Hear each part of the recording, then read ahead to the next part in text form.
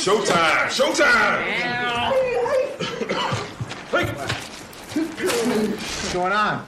4, 3, 2, 1. Welcome to our show, Hack the Planet. Hack the and planet! for those late night hacks. Joe Cola, the soft drink of the elite.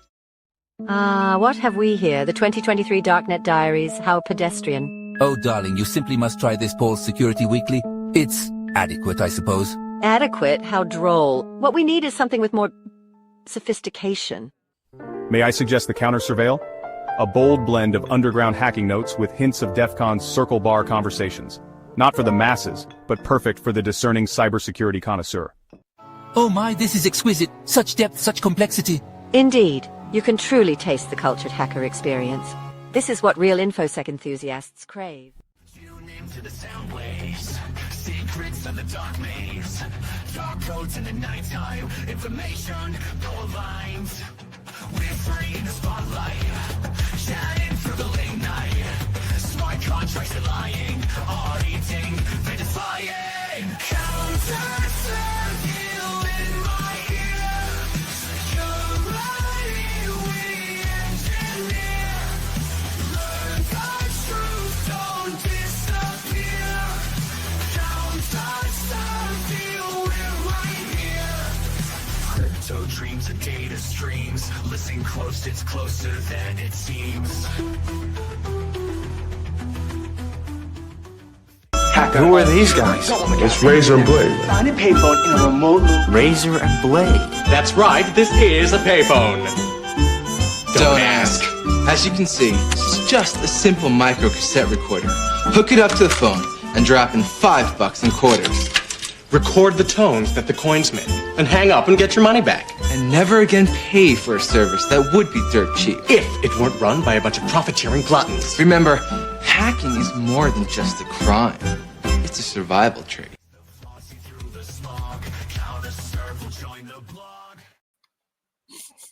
Hello and welcome to the Counter Surveil podcast. I'm your host and creator of Shitty AI Intros, Frank, here with my co-host, Sledge. Down below, we've got Altkey and CrowdStrunk. And why didn't I say Havoc as my name? Because DEF CON's already got a Havoc, apparently. And thanks to Sledge, I'm going to get to be a goon this year for the first time legitimately. And my handle's now going to be Hammer, just because it's funny. So now we've got Sledge and Hammer. Exactly. I guess it's just like Razor and Blade. It is It's Hammer time. But like all joking aside, man, if you have trouble gooning, there's pills for that. Hey man, I've already got those pills upstairs in the cabinet. I take them once in a while. You know, just when you need them. So we got a bunch of stories to cover this week, and most people are tuning in are probably very confused. They're like, I didn't hear about some big breach. What is this you guys are talking about? 34 gigs of data from 2.8 billion accounts were leaked. You know what service this was? Well, you know, what do you guys think? This was X. It was Twitter. 34 gigs of data. Yep. This includes your email that you registered your Twitter account with. And the data is fairly stale. I would say it's at least 6 months old because it has my handle when I do search for myself, the way I used to format it. So I'm thinking 6 to 8 months of old aged data. They have 1.6 million records exposed, and this was via the Laboratory Services Cooperative, LSC. It includes also, I'm sorry, I mixed up two stories there because of my poor formatting. So the X breach there, once again, is only 34 gigs, about 6 to 8 months old, includes emails and metadata. So like what kind of device you use to log into Twitter, your email address, stuff you don't necessarily want people knowing if you're running an account, maybe pretending to be somebody else, right? Next, we have a Planned Parenthood lab breach. That's 1.6 million records exposed via Laboratory Services Cooperative, LSC, including social security numbers, diagnoses, insurance details, and the hackers accessed those in October of 2024. And we'll get into the rest of the story shortly, but I just wanted to get those up there for the people who tuned in just because they wanted to know what the heck that breach was about. So yeah, your Twitter info is out there. If you signed up with an email that you use for other stuff and you care about that, maybe switch your email I don't know. What do you think? Do we know how Sledge? the Twitter breach was, like how it happened on a technical level? Does it say? Not yet. It was posted on breach forums. At first, it looked like to be a compilation of breach data, and then it turned out that some of it was actually fresh. It was not all stuff we'd seen before. So as of now, all we have now is that somebody posted it to breach forums. They claim it's fresh data. It seems to be a mix of fresh and old data, in my opinion, but it's still a lot of accounts, and the ability to turn a Twitter user handle into an email address, which is kind of a big deal. Where's our attribution dice? I'm going to go with phishing. Okay, where's our attribution dice? Because there's someone here who really, really, really needs to be glad they no longer have a certain Twitter. I'm looking at you, CrowdStrong. I am. I'm working on it. Leave me alone. I'm looking at you, CrowdStrong. I'm waiting. I'm waiting on the vector. Leave me alone. Wow. I know you're driving and in a car, but my God, your audio's horrible.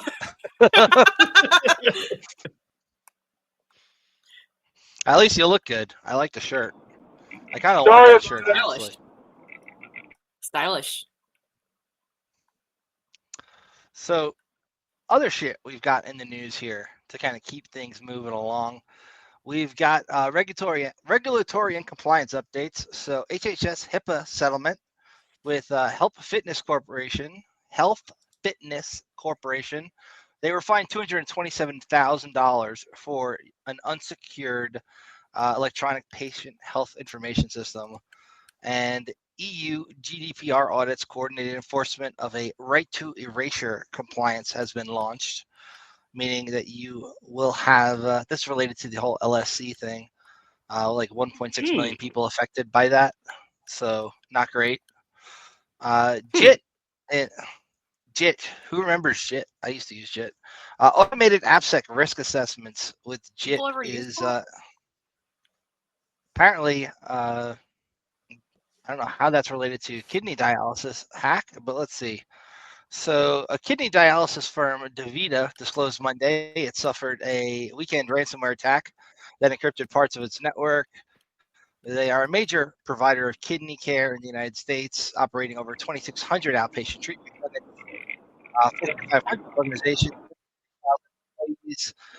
In a Form 8K filing, they had a ransomware attack, affected some of the systems on their network.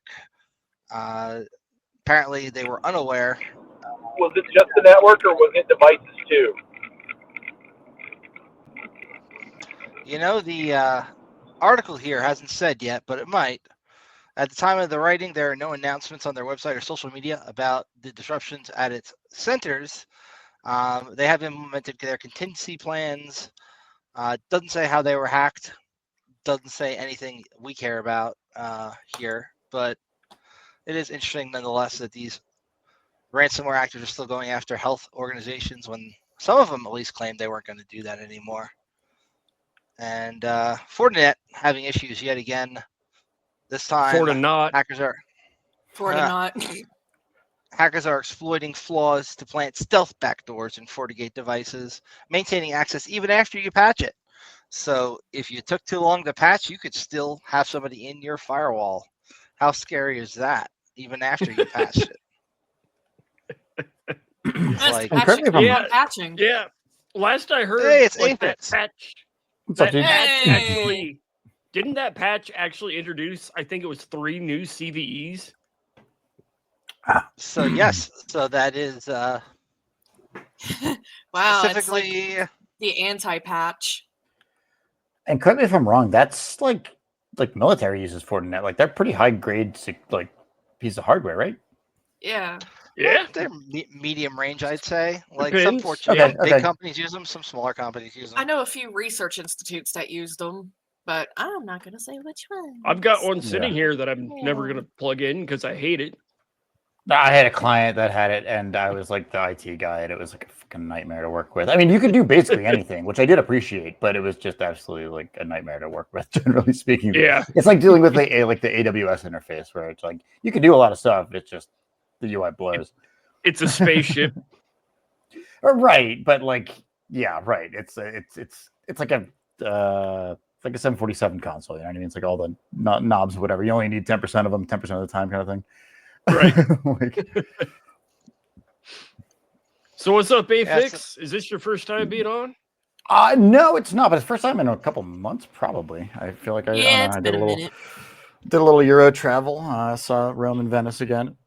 Beautiful. I'll highly recommend it. Go to Venice if you haven't. It's just like it's a city that's like essentially a piece of art that is a city that's just sinking into a lagoon. And it won't be there forever, but it's great. But it is really cool. Yeah. Otherwise, I popped on to talk about the audio portion of the podcast, but we'll get to that eventually. So, I missed the first couple stories. We didn't get to the alien one, right? Which one? The alien one. No, the alien one hasn't come up yet. I'm gonna go grab the link to that you shot over, and we'll so go over stupid. that. I think I know which one you're talking about. It sounds like stuff I heard on stupid, like but it's enjoyable. Alex Jones a bajillion years ago or something. Like I don't even know. It's like David Icke type stuff. So our source here is GreekReporter.com. Hopefully they're verified.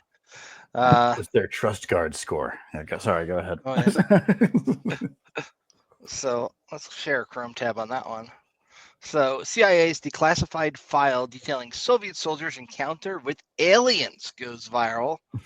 Man, I always take these things with a grain of salt. A lot of them just seem like massive disinformation campaigns, or look here while we do something else kind of stuff. This one is a declassified CIA file from the Cold War era, detailing possible encounter between Soviet soldiers and a UFO. How they allegedly turned 23 soldiers into stone. Right. I guess I forgot to turn off my advertising stuff because I was on this website recently. How many drugs did the writer of this have? Because they need a share. They need a fucking share. It sounds like those CIA, soldiers. so lots of L. Those soldiers had too many of those drugs we were talking about earlier. They just got really, really hard. They fired a surface-to-air missile at a low-flying saucer-shaped craft, forcing it to crash nearby. Yada, yada, yada, were turned into stone. Petrified, leaving only 2 survivors. Sure. Sure. We're Medusa now? Is that what this is? Sorry, Crouchstrong sounds like the alien from this source. Like, no, we can't do anything about it. He's just kind of Crouchstrong in the day, I'm afraid. Yeah. It just seems so silly, but I don't think they even link to the OG documents, which would be way more interesting. I'll show you some crazy CIA docs if you want, like RDP 96. Oh yes, please. Insane. Some of those fuckers were high. I love RDP 96 that we're in like a white hole becoming a black hole, and it's like, dude, it's the craziest shit. It's actually pretty awesome, and like they talk about like remote viewing type experiments. It's really awesome, but yeah. Oh, that actually does sound interesting. I love all the conspiracy theory stuff, but I don't necessarily always take it too seriously. I enjoy it though. No, that was not a serious article. I mean, if you take it seriously, then you're just going to probably injure yourself. Let's be honest. I injure myself all the time. If you want the TLDR, I'm pretty sure that we stopped saying ET and started saying NHI because they're like not extraterrestrial. They've actually been here the whole time. They're probably in the Bermuda Triangle under the water. That's my guess. Those are the ultra-terrestrials, man.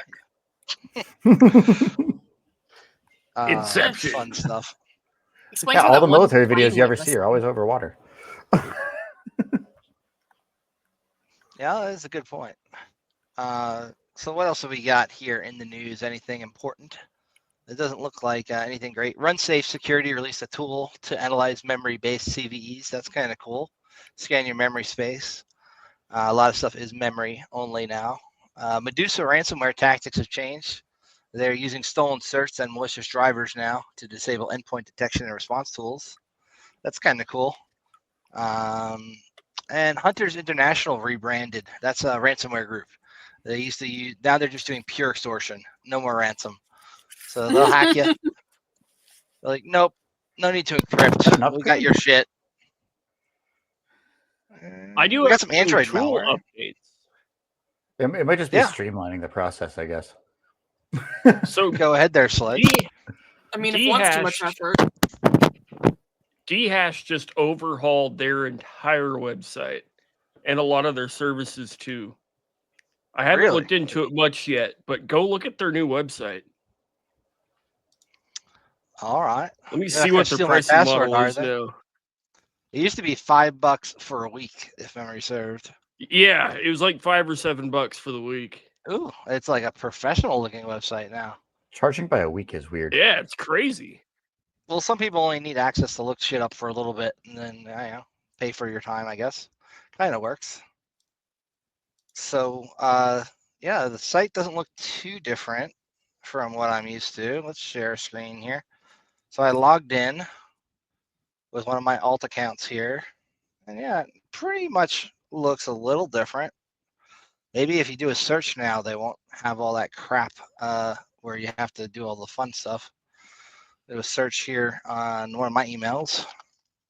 And it's going to tell me I don't have any credits probably because I haven't upped this in a while. Well, at least it tells me what breaches I was in. That's kind of cool. And I can check them. And is it kind of like a have I been pwned or something? I'm not familiar. It's like have I been pwned yes. if he was less ethical and actually gave you the passwords that were in the breaches. Correct. You can actually see the passwords in this.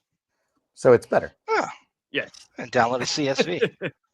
Look and see which of my passwords were breached. Let's look at that. Yeah, that's pretty slick.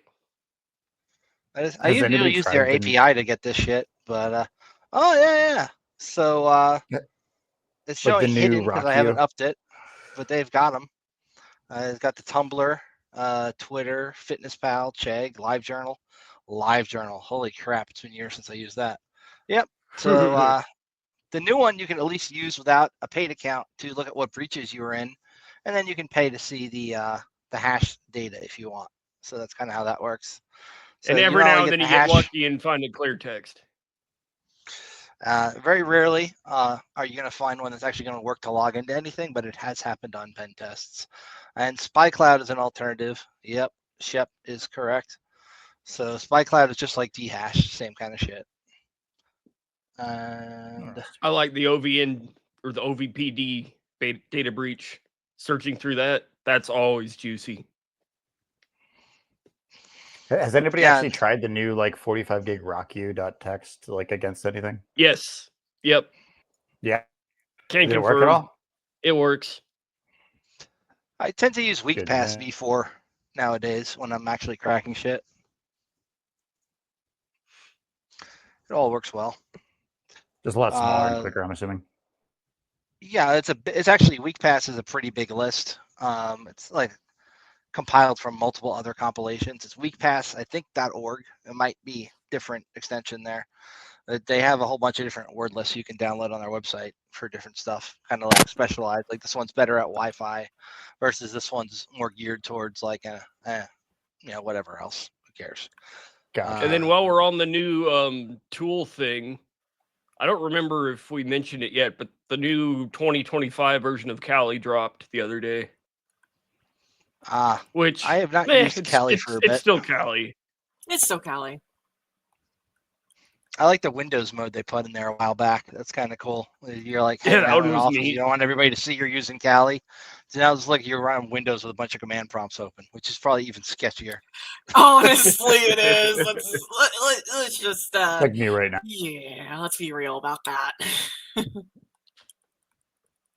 I know if I was doing a walkthrough of an office and I saw some dude with like 9 command prompts open, like spread out through his window, I'd be like, that guy's doing something either fun or something he shouldn't be doing. But either way, I want to Or both. It might be both. I mean, those are not mutually exclusive. One of like my most proud little pieces of software, like at my last company, was like basically trying to figure out how to take like all the different like cloud services we had and all of the log files like from all of them and then pipe them all like using essentially like a SSH star. Like just I want to go to everything at once and just pipe it back to me. And then obviously there's too much data to actually read. So then I wrote something that would like essentially just use like file directors, what the fuck am I talking about here? File descriptors. That's the word. File descriptors to then like it would just read it as quick as possible, and then actually, like, depending on words in each log line, condense it to single characters, and then like the background and color of each character would kind of like tell you good, bad, yes, no, and like full errors, which is so you see for every single line you'd get a single character just printed to the screen across. It kind of looked like the Matrix, actually. It was pretty sweet. Like, as you're getting thousands and thousands and thousands of log files going by, it's like you can really, really quickly see, hey, this one had a weird error. Hey, this one had a weird error. Like, that was actually, I don't know, one of my. I approve of the Matrix shenanigans. And let me, I'm gonna respond to this comment real quick. Speaking of Hashcat, let's highlight another tool real quick. NPK. Oh, is that the thing that dude's got set up in the cloud? Yeah. It's basically Hashcat in the cloud. Yeah, that shit's fucking neat. It's CloudCat. He used that for us when we were doing an engagement and needed some hashes cracked. That was some good shit. Mostly serverless distributed hash cracking platform. And that would be, we're going to share our screen here. Chrome tab share. Well, that's not it. Best ID theft thing. That's not it at all. Try one more time. As you pull up your bank account. Oh, that would be hilarious. So NPK from Coalfire Research. Doesn't look like it's been updated recently, but should still work just fine. It's a distributed hash cracking platform built entirely of serverless components in AWS, including Cognito, DynamoDB, and S3. Designed for easy deployment, intuitive UI brings high power hash cracking to everyone. And then you could pay for how many GPUs you want to use and how fast you want it to go and yada yada. Yeah, that's pretty neat. You kind of get an estimate on how much it's going to cost before you do it, and then you execute it. Max price enforcement, runaway instance protection, multi-tenancy SAML-based sign-on. That's a cool feature, man. I like they've got SAML sign-on. You can integrate your MFA into that. Data lifecycle management. Yeah, it's a cool program. I always like new tools, man. All the new tools. First, you got to learn how the tools work before you use the new tools, but it's still cool to have tools. Speaking of tools, Afix, why don't you tell us, high level, how do you make it so that you're able to take all episodes of the cast without having any special access to our YouTube, extract the audio from all of them, and dump them into a Google Drive? Yeah, well, so obviously the getting into Google Drive part's pretty easy. You just drag it in. But outside of that, YTDLP, which is essentially the kind of like follow-up to something many people have heard of called YouTube-DL. But YTDLP is basically the people that kept working on the project, and works with a bunch of other sites, actually. Works with Twitter, works with pretty much everything that has media files. And so YTDLP, you can then quickly submit, like just give it essentially any URL. In this case, I gave it the main channel link for this with the search query of Counter Surveil, which missed the one that Sledge wrote incorrectly. You just go to the download or go to the you just go to the releases page, just download the executable, throw it in user bin, call it a day. That's pretty much how I rock it. And I got a couple flags that I'll put in there, usually just like make the file names not suck and get rid of spaces, exclamation points, because otherwise it'll base it on the title of the video. From that, you can say, like, that'll just actually get you can basically just tell it, I want the best video and best audio quality formats, merge them together in whatever container that works in, gives you that file, and just have it brute force kind of go through the whole list of your search query, which in this case was like what at Iron Geek query Counter Surveil. Again, that just the one that Sledge typoed. Anyway, just want to rub that in a little bit. I get it. And then actually, so this is a super old school tool that I highly. So before that, FFmpeg is like a Swiss Army knife of media files. I highly recommend anybody who's not familiar with FFmpeg. It's amazing nowadays. And so you'll use that to rip out a WAV file, which is PCM 12LE or something like that. This is the actual audio codec that you'll need. 44.1 kilohertz, blah, blah, blah, blah. A couple flags, you look it up. GPT will tell you the answer if you want. And then like once you use FFmpeg to extract a wave file from whatever the input is, whether it's a wave or WebM or MKV or MP4, doesn't really matter what YTDLP gets. FFmpeg's awesome now. From that, once you have the wave file, the reason you need to make it into a wave is there's a super old school piece of software that was great a bajillion years ago, and it still is, made by Conversations Network or something. It's like a super old school audio podcasting like whatever network. And so they wrote this tool called the Levelator 2. You can, I don't know, I sent the archive link because it's so freaking old, just in case. But you can find it on the Wayback Machine. Levelator, you literally just drag a wave file into it, and it just like looks at the whole file, makes the peaks and the troughs of the volume of the speaking about equal. So it's essentially a compressor, but it does a little bit more work than that. And the Levelator is fantastic. I highly recommend it. And you can see on the Audacity thing, like a screenshot there, how it does look all blown out, or like it's really light, but it makes sure nothing's actually peaking, but it also makes sure you can actually hear all of it, which is really, really helpful for, especially when you have two people in a conversation. We have different mics, we have different audio setups. You want to make it even. And so this will do, so you literally drag the wave file into that. It's only just a UI thing, unfortunately, so it's not super easy to CLI. And then it'll just dump whatever it is, .output.wave into the same folder. And generally sounds pretty freaking good. And people aren't like turning up their volume, turning down their volume, any of that crap. I highly recommend down mixing to mono, which is the -AC1 audio channels set to 1, because a lot of people one ear it when listening to podcasts, and so that can get confusing if for whatever reason one of us is stereo. And then from that, again, back into FFmpeg, and they actually have like neural networks now that you can just look on their GitHub. And I meant to find the link for you before we started. I'll just find it right now. But you, with FFmpeg, can actually say, hey, process this file with this trained network, which are actually very small. Surprisingly, it's like 260 kilobytes. RNN conjoined burgers. Yes, here you go. So here's the link for that. I'm posting it in the back chat here. And so this is, you can take any of these. It shows you a little table at the bottom there, but you can then pick I want a general RNN, voice, speech, whatever, and they have a specific difference there as far as like picking up laughter and things like that. And essentially, then you can use as a filter in FFmpeg.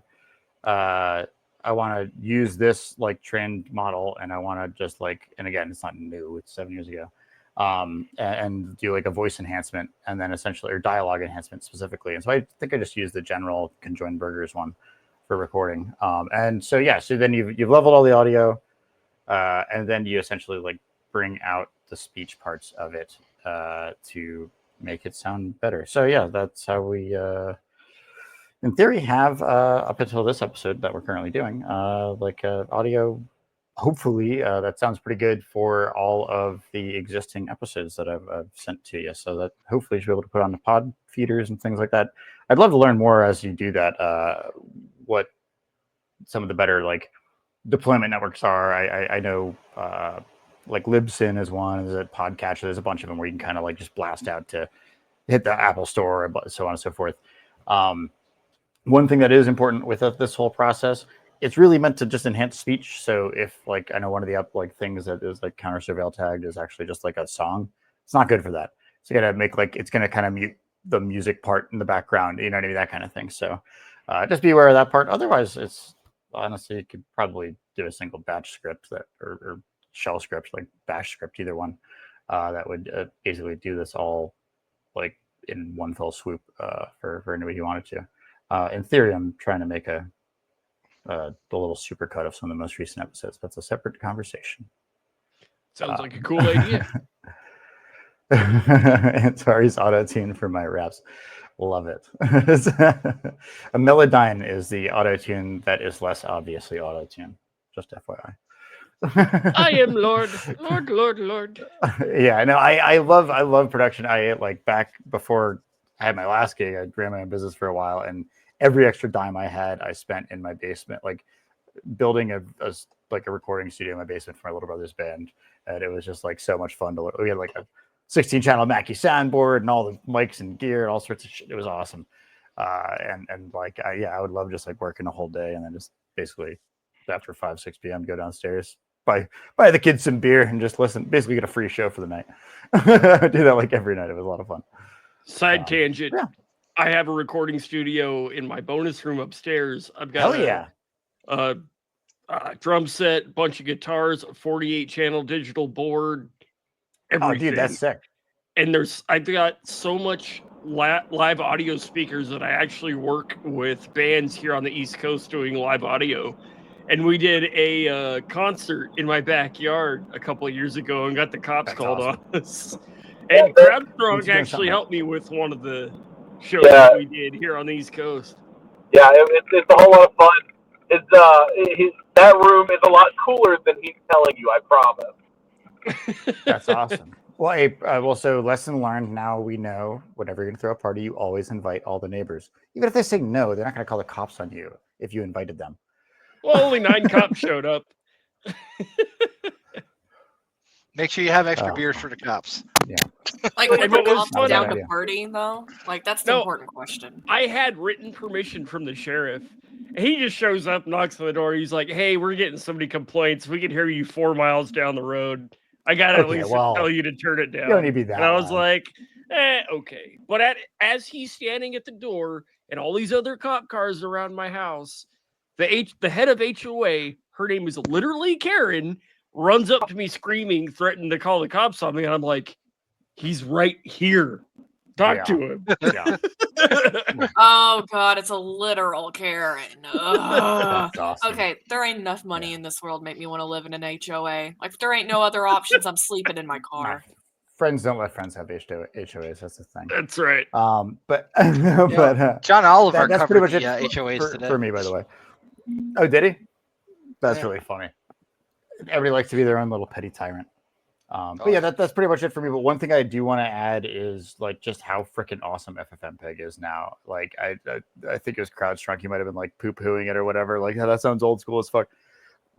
Dude, you can concatenate stuff. You can put text on videos. You can embed subtitles into the video file. You can do so much nowadays, like with FFmpeg, that it's like honestly an amazing media multi-tool. And that's how YTTLP actually works. Like after you download a thing, if you want to like have it combine into a specific format or whatever. I used to work at a data center that hosted mainly porn, and we would have to fix everything using FFmpeg. And man, 15, 20 years ago, that was such a bitch. FFmpeg can stream directly out to an RTMP server now, like the binary. So it's gotten better. Is what I'm hearing. Oh, sorry. You see him trying to get in there?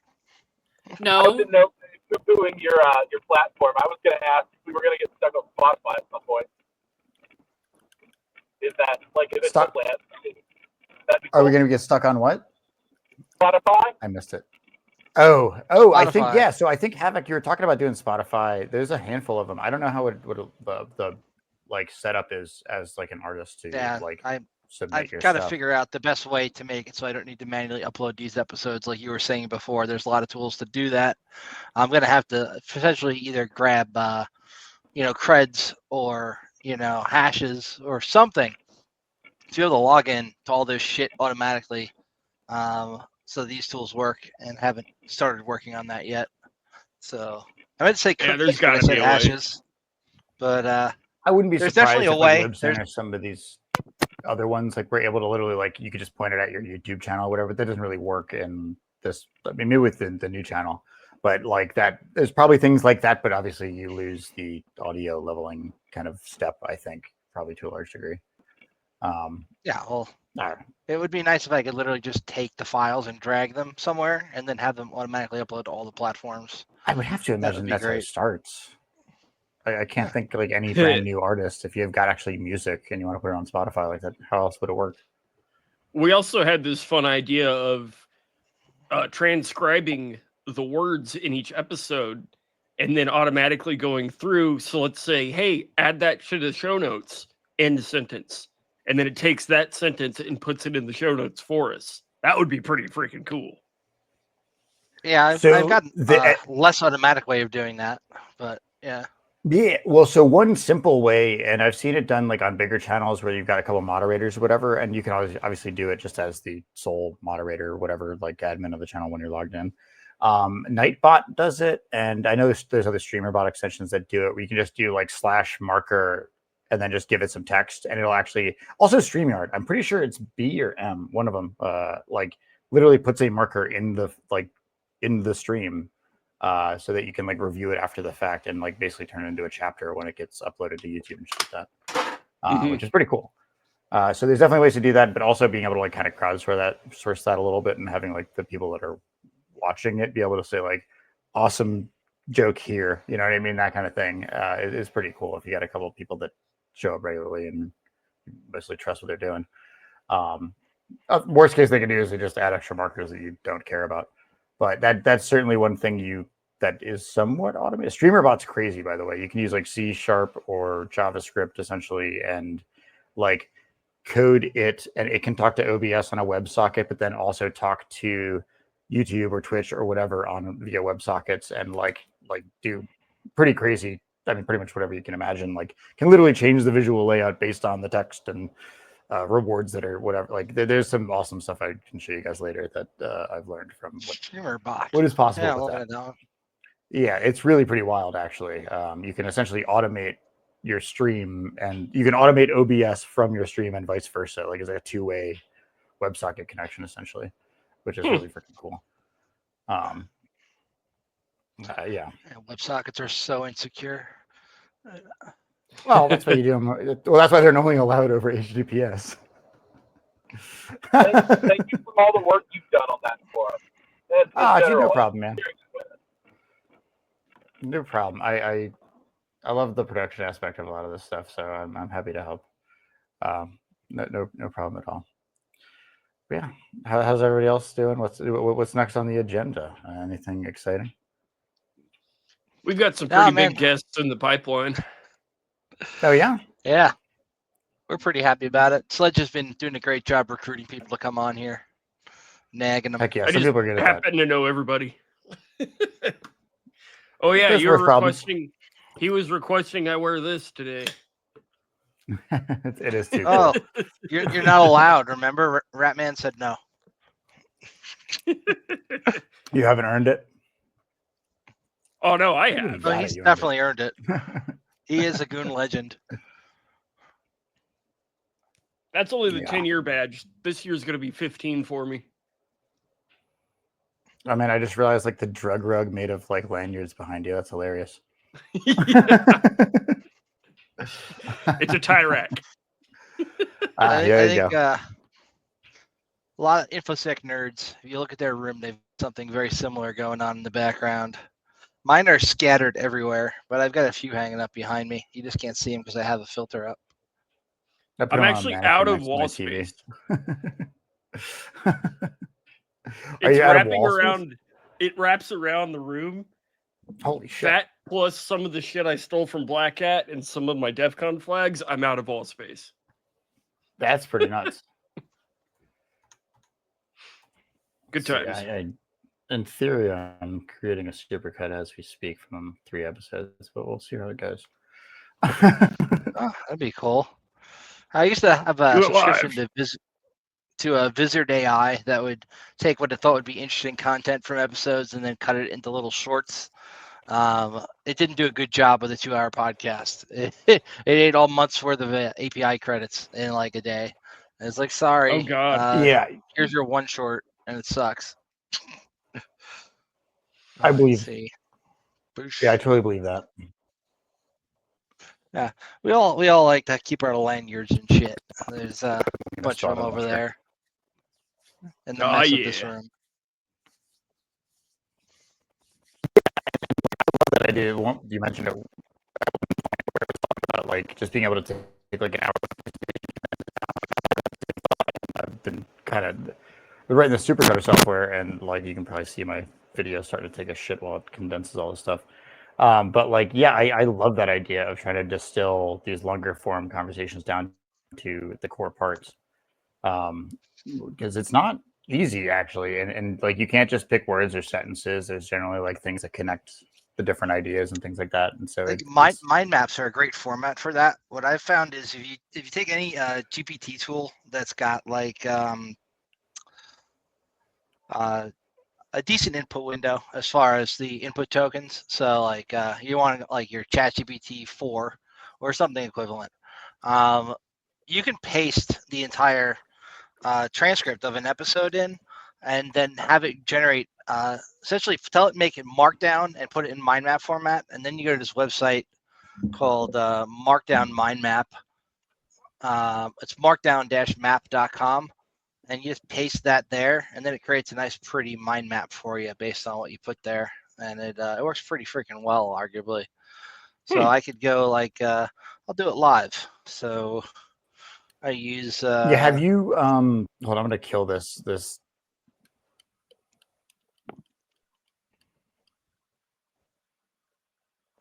Okay, show how it works. Pushing for at all yet?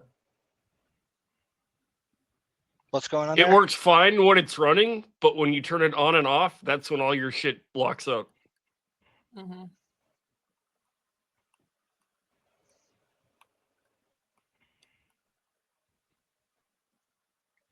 You got it. You got it, dude. He is frozen. That's what he looks like for the rest of the cast. He's just going to be a thumbnail. So say we go and go on the old YouTube here. We go to Iron Geeks channel and grab last week's episode where we interviewed. Who did we interview last week? I forgot. Let's do the one with Moloch. All right, so let's go to history here. Let's grab the video with Moloch. So we'll go to live ones. So I'm going to grab this video right here. And now I'm going to go, oh, maybe it helps if I share my screen, right? Demo gods be praised. So I'm going to use this GPT tool. This is just one I paid for that I can use that works pretty well for this. And I'm just going to have it summarize this YouTube video for me and give me some notes. So it'll extract the content, give me the notes. And then I pretty much just go to like ChatGPT after this. And I paste in the details that it gives me here. And I say convert to mind map markdown format. And then it makes it markdown, but in that nice little mind mappy format that you can paste into the other tool. So let's see what we got here. Full screen that. That looks cool as hell. So I'm gonna grab. I've given you access to this tool, by the way. That takes all. Yeah, I shit haven't played right with it. Well, you should. And then That is grab super it all. cool. All right, so grab all this shit that we got here about that episode, and scroll it down. Actually, it's got a built-in mind map that's not quite as good as the one I'm going to use, but I'm just going to use that for now so you can see it. We'll create a little mind map based on that. But you don't need to use that if you don't have this tool. What you can do is literally just grab this, go to say ChatGPT, say convert to mind map markdown format, and then just paste what you got there. And it pops it in here. This under little format here. Nice, nice, nice. That's what we want.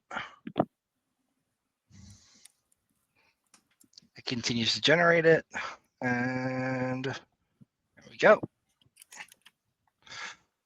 And almost done and good. And now copy that shit and go over here to Markdown Mind Map, paste that shit, and then boosh. Ooh. Right? See? That is cool. So where are my dick jokes? That is pretty sick, not gonna lie. That's pretty cool. Right? Not a bad way to break down a YouTube video so that you can very quickly see what the hell it was about.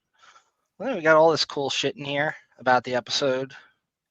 Now it would be dope if you could click on one topic and it takes you to that spot in the YouTube video. Bitch, you build it then. I don't know how to build that.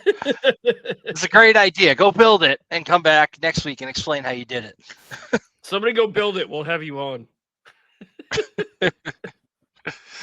I like this one also because you can kind of screw around with the color formats. I like the one for Spotify generally. Yesteryear is also nice looking in gray. So you just kind of like can very quickly change the way the whole thing's formatted. So yeah, it's a nice little tool to use when your computer doesn't freeze when you're on the web page, and then you can click stop sharing, and then it works again when nobody can see it. That's how life is. But yeah, it's a cool freaking tool, and I use NoteGPT as just it's one that I came off like a while ago when I was looking for something to summarize shit, and I just paid for like a year of it, and I just used this to quickly summarize videos. It also took its own little mind map format here and made one. So let's see how that looks. What the hell it made? It made nothing. Nothing. It's a hard fail on their part. But it's easy to make one with that tool. I like how it connects ideas together, really, because it's probably a lot easier for visual learners to look at something like that and see what something was about than listen to a 2-hour episode. You know, we do like to talk here. Hey, we're getting better than 4.5 hours. Mm-hmm. Yep, I'm ran out of jokes. So Afix's supercut generation is dominating his GPU right now, so he can't turn his camera or mic back on. He froze his machine to generate us a supercut. So we appreciate you. There he is. Hear me now? He's back.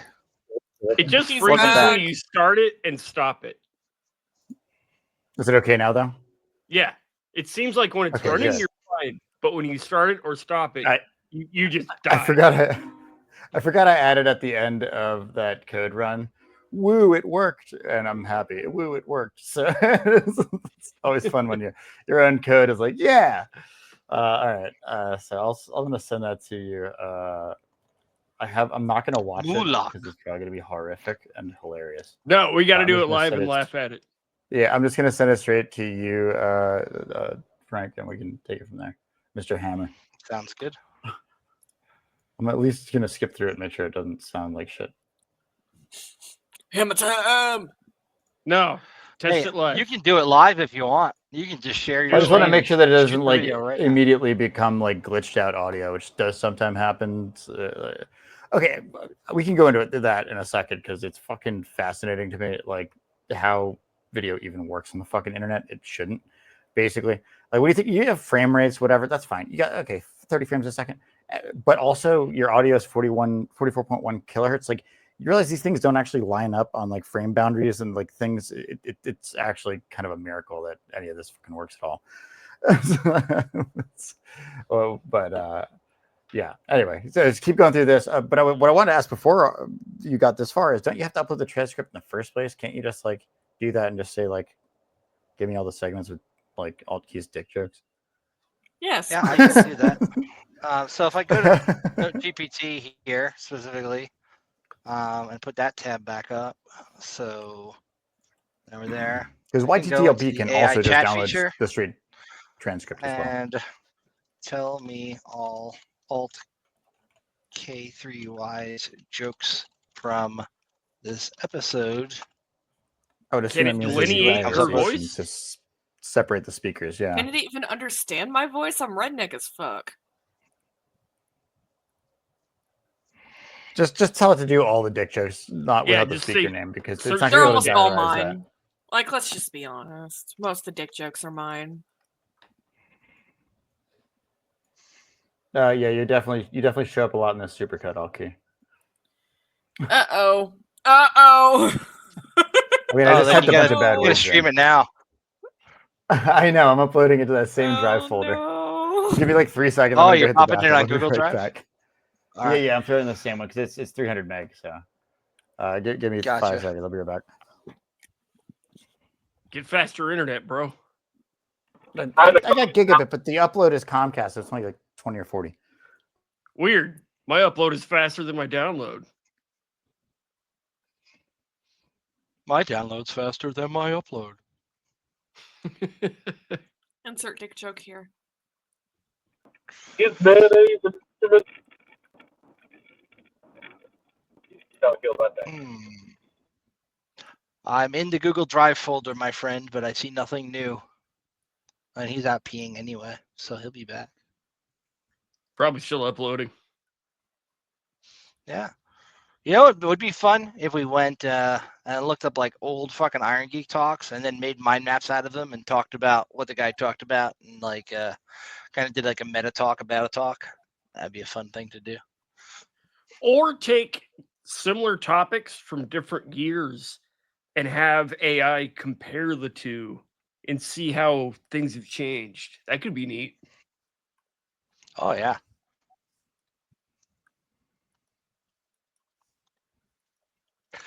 So dead, what's it called? Dead space? No, just not having somebody talking. It kills podcasts. So somebody's always got to be talking about some bullshit. So I am talking about some bullshit right now. Yeah. Hey, have dead air. Hey, Here. good joke. Here, I'll do this. Anybody recognize this shirt? Oh. Shout out to DC 801. You should see it in there now. Drippy. Oh yeah. Show us your shirt. Hell yeah. 801. And then So did you literally just get like Velcro on the shoulders there of a regular shirt and put some patches on it? This is how they sold that gave shit them like out. that? Yep. Wow. So if you get And it came 801, with the you patch could rip and their everything. patch off and put a new patch on. I could, but I I had to won't. give you the asshole merit badge patch I got laying around here somewhere. It'll fit right on that shirt. I'm pretty sure I have the CompTIA Idiot Plus badge around here somewhere. I have that sticker. It says arguing over the importance of certification since 19 whatever it was when they started. Oh, I need that so much. Is that an actual, like, is that a thing that exists in Idiot Plus? Yeah, one of my friends made an Idiot Plus badge for me. I need contact information for this friend because I need one of these. That's amazing, dude. Oh, I need it. I have one that says Intel inside, idiot outside somewhere. I like that one. My favorite is please do not lick the walls. You know, there's a reason they had to make that. Uh-oh. Let's see how this goes. So we are allowed to curse, correct? Because this is almost completely going to involve curses. I was gonna say, fuck I yeah, don't man. Have you fucking not know. heard me? No. Okay, that's what I thought. Okay, so This is a completely Christian podcast, so watch your fucking mouth. all right, fair God enough. damn it, Sledge. You could have fucking told me. So let's So- see how this so went. yes. So for reference, all I did is I looked for the words "fuck," "shit," "ass," "dude," "cunt," "cock," and AI, and it's expanding to give the full sentence of whatever those words were in. And that's Yep, it, I'm in of this- like 3 different episodes. See how that works. I'm gonna be in this one. Oh, yeah. It's gonna be like all me. Oh no. I can't hear it. Can you guys hear it? I can't You hear don't it. have to share audio. Let There's a me little check that. checkbox when you click to share a window. Yeah. Let me try again. It almost certainly works best if you do another Chrome tab and share that tab. Like for whatever reason, I've discovered that works pretty well with StreamYard. Like if you just Can you do that through open it and download the VLC or file. can you open it in the browser? If you just drag the file into a new tab and then just share that tab through StreamYard, that usually works pretty well. Yeah, that should work.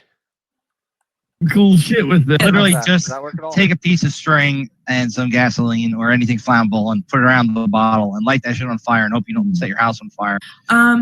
So Larry, speaking of former days of pen testing, what's your view on the current trajectory of AI and AI as it's related to pen testing, with a focus on view based on how you think it'll impact national defense? So yeah, I have opinions about AI. And this is a safe space for everyone who's not an AI.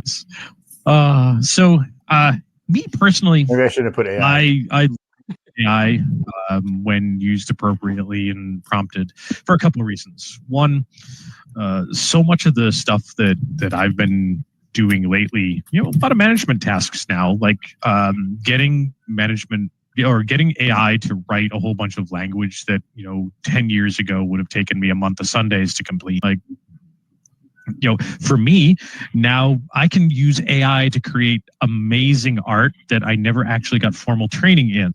A few months ago, live on this podcast, we demonstrated AI. In the news this week, we have North Korea started a threat group where they're using AI. That their whole focus is AI. AI is great at finding patterns. It's a forcible. Just paste it into AI and tell it what you want, and boom. I like the Bash integration of LLMs, where you can just literally, right from Bash, call the LLM with a question. That's cool shit. And I can tell you one of our big initiatives is going to AI-driven response models and things like that. But we're pushing back with our level one SOC because they integrated AI, but it's not doing correlation very well. So we're getting multiples of the I feel like I should rerun same this alert about AI. because the AI doesn't know to correlate them. Things happen, AI or not. That was so much fun to Take a picture of it and feed it to Perplexity, dude. When I first got this thing, AI wasn't as big of a deal. Like, I had to figure that shit out on my own. On another note, you have an amazing ass motorcycle, my man. Yeah, it's not something traditionally you think about security. Like, do you watch some guy fix Xboxes? Yeah. Oh, so shit. It's like shit, man. I was like, dude, I could have been learning about. Who the fuck wants to remember working for a What the Web3 startup? fuck is happening? They were trying to use duplicates of everybody. What's going on? cryptography. I heard some recordings of this dude basically getting booed off the stage. Pain in the ass. Dude, I almost thought he was watching. Shut the fuck up. Maybe like one fuck because you got to hear. Outside of teaching, the auth, capture handshake, or set up captive portal, what cool shit do you teach in there that most people don't know about? Yeah, I imagine if somebody were to do a nice security audit of Radius itself, the protocol, they might find some cool shit. Also, Joe Dirt says he's leaving, Wow, I so touched we can my all talk face shit a about the lot. feds Why has again. nobody told me that before? Excellent. We can talk shit about Joe Dirt too. Need like 6 more shelves, dude. I'm going to jinx the shit out of myself. He's like, hey, Larry, how's it going? I'm like, oh, shit. And I'm like, oh, fuck. They use the API and show them real passwords that they had. I'm like, Using shit. This was good. Oh, it's all movie shit anyway. Like, it's kind of flared based. We didn't see shit Wednesday. The pastor shut the fuck up Friday. Yeah. It's always shut the fuck up Friday. Dude, I met Jack Shut the Reesider. fuck up. He was only like 3 There we go. episodes deep into his shit. Well, Cool ass I'm dude. gonna He's cut a it good here. dude. 'cause He this looks goes like on he's for trying to 10 bang more Scott right minutes. now. At break. I saw. Wait, shit. Ram, and then Pretty sure I saw Thunder, who has an something update. interesting in there. I mentioned that Go state now. basic Well, it's too late You now. should. thing. Security would have to be actually calling SpaceX to get my ass down. I used to say fuck when I was a kid. My mom would wash my mouth out with Dawn soda. That's I was like, how right. many times did y'all say fuck as a kid? Because I ain't. That's what they decide. Is they're all like, you should get it kind of shit right here. Is cool. Hey, there was a really cool shit over the years. Backing you. Imagine. Shit ton of web apps. Use that tool. Basically- I saw your name in the Burp Suite store. Dude, surprisingly, Dude, I saw some your people name don't in the know. really Burp cool shit. Suite store. That was pretty badass. Pain in the ass. This is why Frank should not have access to AI video generators. No, this is why Yeah. Frank Totally absolutely Yeah, should I'm wearing have the blue access version of to this AI shirt right there. video It's generator. like the That's same pretty shirt. cool shit, man. Oh no shit. So Dude, you are that's about intimidatingly it. smart. Dude, Joe, you were Well, thank you for that. We'll put that in the Super Cup mix. Imagine if I did it with. Okay, I'm gonna do it with no padding. Anyway, whatever. That's fine. But I could do it without any, just only the words, and I'm sure it'll be horrible. Anyway, No, do it with only the words, but try to make it musical. Like, ask for a musical fuck. there's no asking. This is my software. It's a Aw. lot. Yeah, Well, so that's that a is good the idea. thing. And you can actually no. So even better, ask you to do the interval, like the start and the end of like like the thing, or the concept or whatever. But yeah, so it's that shit's hilarious. So don't expand. the full that sentence. was All right. golden. That was golden. Well, thank you for That was wasting horrible your in so GPU many power ways. on that. I know. I'm Yep. about to melt my computer again, but it'll be a lot shorter this time. It was a terrible waste. I'm sure there's some forests that have been burned down for a compilation of fuck. I'm It's all gonna pop good. this sucker in. This is a 24 gig Tesla branded GPU thing. It's a I got on P20? eBay. That's shit. It is a P20. Is Yeah. it a Tesla P20? Yeah. So, dude, I have one of those. I think I sent you like pretty much the only way to do it that I know. But like, yeah, you need like essentially like a Chinese 3D printed like fan holster, then get some fucking fans from somewhere sketchy. then like and like the best I can do, it like yes, you can get that to somehow be moderated by your like actual temperatures, but that's just not a thing. Like it's a total pain in the dick to make that happen. Yeah, so where they just say fuck. Yeah, all right. Honestly, that's the only way I have an issue with on spring cleaning time, because of my own fucking safety checks on my kid. Anyway, yeah, so you need to like cool it his passive cooling. So like I have a thing that runs into a power outlet with a literal knob that like turns up and down the fans right now. Like that's how, and I just leave it basically maxed out the whole time. But it takes your liquid cooled machine and makes it not silent, which is the worst. I was thinking of grabbing one up. Go ahead, Sledge. It'd be cool Wait, to y'all do an want episode quiet machines? That's weird. because I could use my other computer and walk around and show you how I cool my server room. Well, so it's great because it has 24 gig of VRAM for $200. That part's amazing. Unfortunately, the processing power is kind of limited. So, like, yeah, you can do 2000 by 2000 like outpainted like images pretty amazingly, but it's gonna take 15 minutes. But it'll work. How do you cool your servers like this? Yeah, well, so that's the thing. That's what the P40 is for. Like, I think generally speaking, like Blade servers, and you just get like a 5 rack or like a 5 stack within a single like server. Like, I guess it's probably was that 2 U's at least. I don't know. We've got 12U on top of 12U, so I guess 24U total. But hell yeah, the bottom one with all the storage and the servers is soundproof with temperature controlled cooling to the back. We made this makeshift foam compartment to suck out the air with two separate 480 CFM blowers going outside through some of the vents that go up the ceiling that are already there. I just made some little splitters to blow it out. And on top of that, we have an external door keeping that air in with a vent on top of that door to bring the AC air from the actual AC unit into the room, plus a standalone AC in the window. So it's blowing air in and sucking air out all at the same time. And we've got the blowers are actually on a smart system to where we can control how much they're blowing and control the temperature. So we're at a steady like 70 degrees inside the rack. And we're running like 400 VMs any given day. And using one of them. Yeah, using one, maybe two. You might use two. They're spun up in case we need them. Which you totally will someday. Totally. Hey, that lab like that I gave you guys. What's that? IPKVM. Oh yeah. Look at the size of this sucker. It's great. It's like a freaking actual implant. Gotta love it. You got HDMI, a USB port, and Ethernet. And then it literally spins up a web page that you can go to on the same LAN and control that computer. Fucking great. Hell yeah. Robert wants a compilation of just us saying fuck, so like get on that. I saw. I'm working on it. But the audience wants, the audience gets.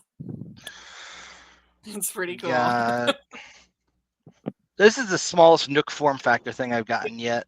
This sucker it fits in your hand. All of the videos that we have, if we're just saying fuck, because that sounds like it would be cool. Shut your fucking face, Uncle Fucker. Yora? I thought I'd be reducing it by like not including AI, but it only dropped 20 fucking calls. That's not much. Out of 141. Wow. Next time. We'll get it. Next time. It's in this thing. I'm probably going to lose you guys. Somebody's rendering. Yep, somebody's rendering. They have to render the jiggle physics. Okay. I'm back to the good part. I know. I've been into. You know, that's the conspiracy theory, right? It's like all the estrogen hormones in our like chicken. That's what's making all the men get boobs. Anyway. So. Oh, and the frog's gay. Well, Wait, no, can we technically turn they're the frog hermaphroditic, which straight? is even worse. I'd be more interested in turning the frog straight, honestly. I didn't think they were gay. All right, so I'm uploading it. This is much shorter. It's only 45 meg. It's uploading now, and it is done. Oh, finishing upload, it says, whatever that means. So yeah, you should be able to get it now. All right. See how The that 0.05 means I'm adding 50 milliseconds on each capture, and whatever. You don't have to worry about that part. See what happens. Let's see how Well, terrible it this is. one's It might be a 44 nightmare. megs, whereas the last one was 300 megs, so it seems a lot smaller. Yeah, so it'll be a lot shorter. Let's see how that goes in real time. And what are you using to put this together there, Afix? What's the software stack? This is my own software that I've been writing for the last, like, I don't know, 6 months here, something like that. Just been kind of. You said it's built on FFmpeg? No, well, so that is definitely a tool it uses a lot of, but it's like, dude, it's crazy. Like, you can chop out, like, that's what I was trying to get into with the like how audio and video files are even stored. Like, they're at different, like frame rate doesn't exist in audio and so on and so forth. Like, these different container formats, trying to mesh them together. Even if all you want to do is say, like, I have perfect word level transcripts with like millisecond starts and ends of every word, and I want to capture those words in, I don't know, 50 different files. It's not easy to combine them. Actually, I've learned and so it took me way too many months before I was like, what the hell does like Vegas or whatever use under the hood? And the answer is Apple ProRes format, oddly enough, which makes everything massive. Anyway, yeah. Just before you start, let me just tell you that doing all that audio transcription stuff and whatever, right now, all of the files for this podcast with all my transcriptions and whatever, 114 gigabytes. So it's not nothing. Anyway, continue.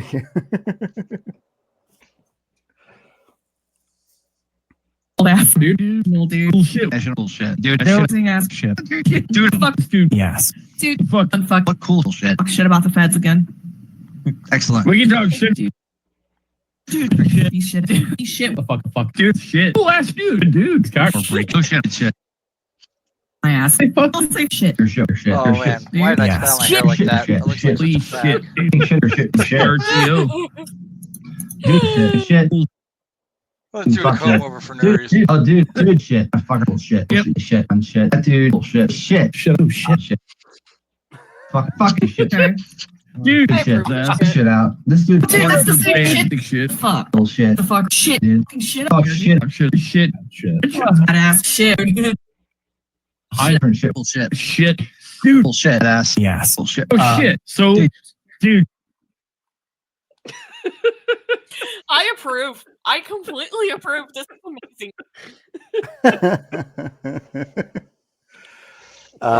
Yeah, and that was combining anything that had less than a 3-second gap into one clip, but that's whatever.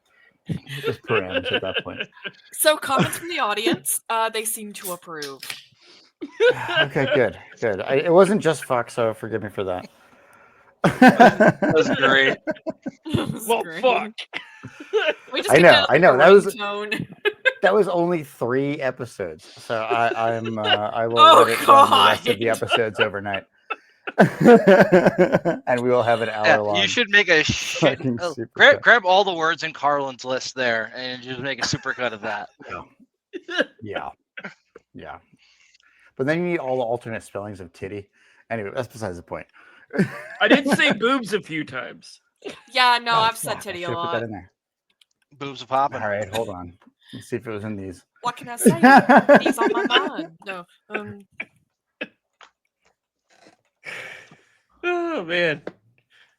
Fucking ridiculous. Yeah, I know. The supercutter is only found one segment to process, and it's just a single word, a boob, I think. So we can just skip So, that. is this something you're gonna like release commercially, or is it gonna be an open source? I kind of gig, or would what like is it? to, but I don't know how. Yeah, it'd definitely be like paid. I don't know how best to do it. Obviously, when you're farming, like YouTube's TOS does not like that. But there are, but like I also like anything fun. Well, so yeah, so I've got like it's weird. It kind of came up from like a strange use case from like a good friend of mine.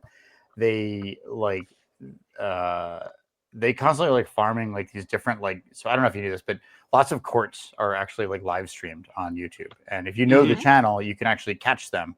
But they often don't have them public after the thing's over, like after each day.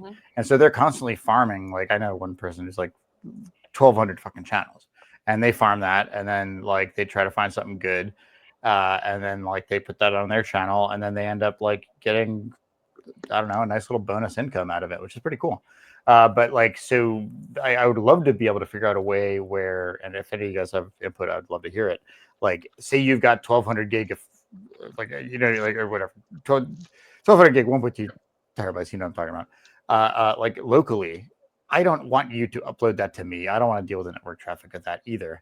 But I need to find a way to package what I've done, which is mostly like Node and shell scripting and a couple of different things, like that I can hand it, but not give you the keys to the kingdom to completely just give it away. You know what I mean? Which is kind of a problem. And then you can run it on your own software, like on your own stuff locally, especially if you have a GPU. It's not that bad. Like, like, yeah, you might let it run overnight, but you could have it find the things you're looking for and then parse out these large chunks of it. And I do think that there are some awesome, like there's already like caption, like CapCut, like literally the whole concept of CapCut, which is the #1 video editing software on Android, iOS, whatever, is like the whole idea is they put the captions on it, which I also hate. And I'm glad you guys don't do that. But like I don't feel like, I don't like being read to like I'm a toddler, like with the text on the screen for every word that someone says. It's like, no, I can put on TikTok style for idiots. Yeah, right, exactly. Well, no, first off, I think that if you like film in portrait, you should be banned for using anything with a lens for the rest of your life. But that's besides the point. Like, I mean, like think about the Rittenhouse trial. Like if only those things were shot in landscape instead of portrait. Like, okay, first off, your eyes are sideways, TVs are sideways, because that's how our brain works. But like you get a lot more context of what's happening around you, and all these questions would go away. So if you're ever filming, anybody watching, if you're ever filming anything like that might be historically relevant, please landscape, please, for everyone. Even concerts, anything, do portrait. Anything. It's because you can always take a landscape and crop it to portrait. You can't do it the other way around. It's super important, in my opinion. And this is just producer brain talking, I guess, at this point. But yeah, just don't do that. But I love, like, I was trying to kind of solve this problem for myself, and then also, like, and also I would love to be able to search videos as text, if that makes sense. Like, I'd love to be able to control F. That alone would be a great platform idea, video. to be able to control F in a fucking video for the text that you want. Yeah, not to do it from the captions. So being able to do that quickly is actually the problem. So the best case scenario I've found, and it's like lower accuracy, is still pretty good, but lower accuracy if you want to get like word level timestamps is about 36 seconds. So for every 1 minute, for every 36 minutes of video, you need 1 full minute, which just isn't fast enough for like most people. Yeah. Robert Rittenhouse before anybody asks. Don't tread on me. Yeah. No, dude, watching that kid get his life back was actually a pretty emotional moment for me. Yeah. I watched that whole trial live, man. I try not to get political, but I'm on that team. Yeah, it's like I'm on my own team. Kid who got caught up. He didn't aim for any of that, and he also seems to have lost a bit of his funny bone following getting hit in the head with a fucking skateboard. He doesn't take it lightly, but it's like, dude, I'm glad to see you have a life. Anyway, so no, it's not out yet. I would love to make it a thing commercially. I think there's a lot of opportunity for that, but I'd love to find a way to like be able to kind of send it out to like actual editors, because I feel like there's a lot of people that do. There's something super powerful about the concept of a supercut, where you can kind of like,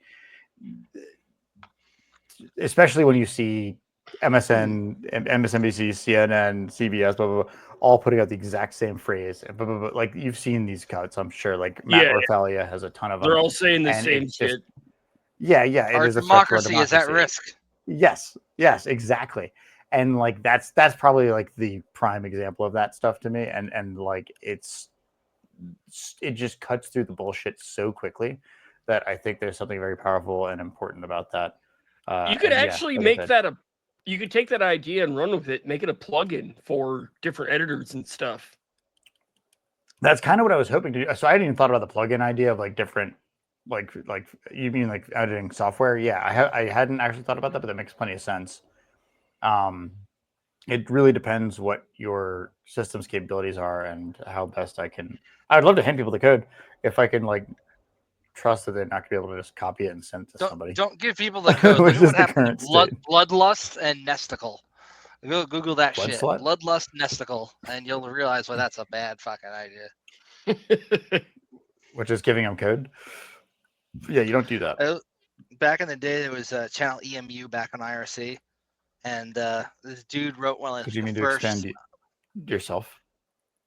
What just happened there? You made me the. Oh, so it's the Sludge episode. You made you. So it's the Sludge episode. So back in the day on channel EMU, I think it was Dalnet. It was emulation IRC channel, and a lot of people hung out there. And this dude put together like the first Nintendo emulator back in the day. It ran on DOS 4GW, the graphics extender. Thing was badass. Could play Nintendo games like NES ROMs. Worked impeccably. Oh yeah. For something back then, like really advanced. And this dude who he was friends with offered to help him with some stuff with the source code, port it to make it work under like Windows natively, I think was the free text there. And the dude literally just gave him SSH creds or the equivalent of like something he could pull all the source code from. Dude pulls all the source code and then is literally just taking that and reselling it to all these like paid emulator things. Is really sketch back in the day. Big controversy in the emulation community. But it teaches you if you build something cool and you're hoping to monetize it, don't just let somebody see the code. This is a pretty bad idea. And we can always bring up Shut the Fuck Up Friday too and not talk about it. Mm-hmm. Right. Well, yeah, and like never. I mean, that's the thing, right? It's Sun Tzu, like fucking Art of War shit. Yeah. Forever shut the fuck up Friday. Forever shut the fuck up Friday, indeed. Yeah. But that said, like if you made something cool, it's like, and I can show you like what it did. Like that's sweet. Like, and I'd love to do that. Like I've got this. I think I showed Aldkey like this like cool chess board analyzer thing that I made, and I just think it's. I think it's really cool. It like shows you like each square and how many things are like able to attack it like for the next move and stuff like that. Like that. No wonder you're always bugging us to play chess with you online. You're probably cheating man, with your fucking tool you built. No. I don't do it in live games. I don't do it in live games. But like, yeah, there's definitely like, yeah, I get my ass kicked. I love to look back at over it, like, and be like, what the hell did I miss? It's like you're training your AI model or you're training your LLM. We need to do a whole episode on that. Of running like local AI, like that is something that certainly could happen. And in terms of transcription, you asked me about the Xeon thing that you have Havoc, and like yeah, it actually would be fine at that. Actually, probably really good. Live transcriptions are happening. Diarization is happening. That's already in that Faster XSL, Faster Whisper XXL repo. And like, yeah, you can diarize up to 8 speakers, I think, pretty well. So it could probably hear all 5 of us, figure out our different voices, and then separate them with like a prefix in every line of the subtitle file, which is freaking sweet. And then you know how many tools they sell that do that same shit, but do it in the cloud? Yeah, well, it's open source now. Freaking meeting. Yeah. I'm just saying it's a very popular thing right now for companies to be buying AI transcription tools for like their Microsoft Teams meetings. In fact, it's easy if you're StreamYard. It's easy if you get everyone's separate audio file. You know what I mean? But to do it with a single audio file is actually a really interesting problem and way harder because you kind of need to on the fly create like a fingerprint of each voice and so on and so forth.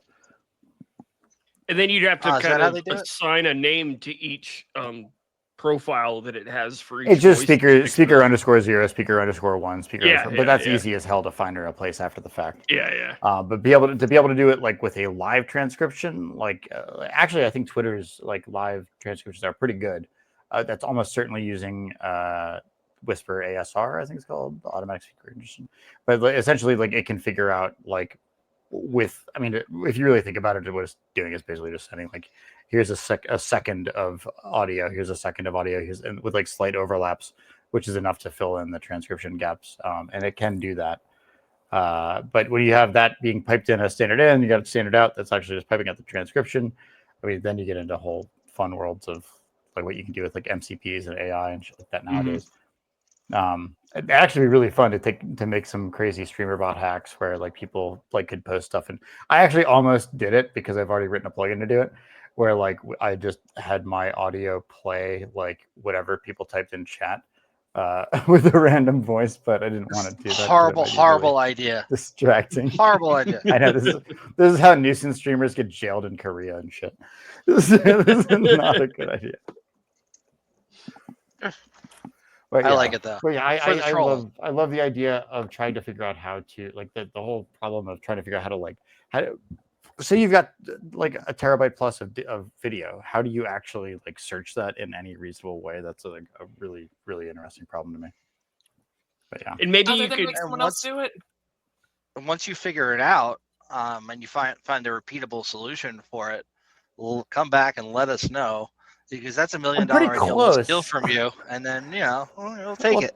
Don't steal it from me, but like, yeah. I don't mind the like pushing a little bit, but like at the same time, like it's. I don't know how to do it locally for other people, but yeah, you cloud host it. I could rent a bunch of server space, but that part is not my. I don't know. There is no such thing as the cloud. I don't believe in that shit. So here's another just a random brain do it on the fly. Random idea. What if take the search through a video idea to the next level and say, hey, look for when Sledge was holding his hand like this. Okay, been there too. All right, so I did another one. Trying to take this a little bit further a couple weeks ago. I tried to have it do all the major like cutting type situations, like just standard editing cuts, right? So you've got jump cut, smash cut, L cut, J cut, where it's like you let the audio from the one cut like lead into like the second video starts while the first one's going on, and vice versa. That's like L cut versus J cut. And then you've got like a smash cut, which is like you do on one thing. Cutting on action is a very common thing that editors do. Every frame is a painting. If you haven't heard of that YouTube channel and you're into film editing, highly recommend Every Frame a Painting. These guys went up to 1 million subscribers and then just stopped making videos, which is insane to me. I don't understand how or why. Their painting must have been done. I assume somebody got a really good job out of it. And that's probably fair because it's a great channel and like breaks down like just Jackie Chan's action movies or like Edgar Wright's whatever. But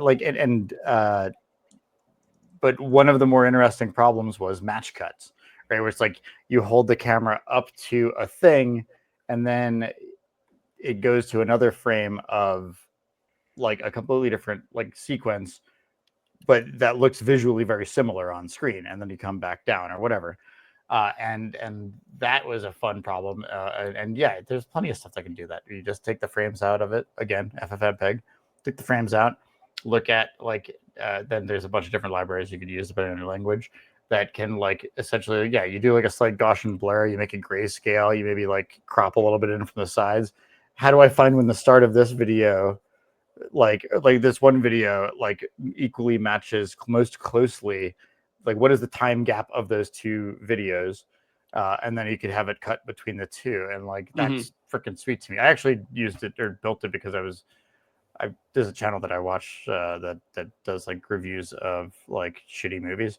And they like, they do like full screen, like, or full length cuts. And so you have to sync it up with the DVD or whatever on the TV like link. Djibouti dubs. Yeah, exactly.